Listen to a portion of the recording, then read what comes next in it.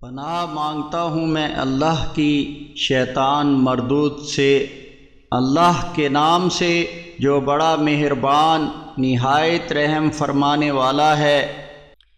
اور جن لوگوں نے ہماری آیات کو جھٹلا دیا ہے تو ہم انہیں اس طرح آہستہ آہستہ پکڑ میں لیں گے کہ انہیں پتہ بھی نہیں چلے گا، اور میں انہیں مہلت دیتا ہوں، یقیناً میری منصوبہ بندی بڑی مضبوط ہے۔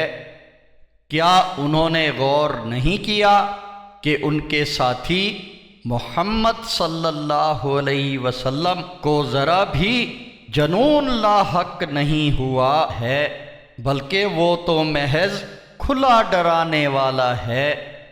کیا انہوں نے آسمانوں اور زمین کی بادشاہت کو اور جو بھی اللہ نے پیدا کیا ہے اس کو بھی غور سے نہیں دیکھا، اور نہ کبھی انہیں یہ فکر ہوئی کہ شاید ان کی مہلت حیات کا اختتام قریب ہی ہو؟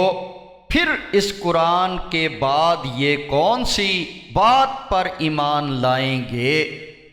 جسے اللہ گمراہ کرے اسے کوئی ہدایت دینے والا نہیں، ان کو تو اللہ چھوڑ دیتا ہے کہ وہ اپنی سرکشی میں بھٹکتے پھریں۔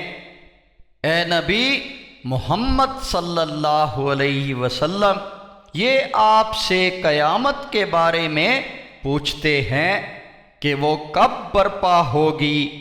آپ کہہ دیجئے کہ اس کا علم صرف میرے رب کے پاس ہے، وہی اسے اس کے مقررہ وقت پر ظاہر کرے گا۔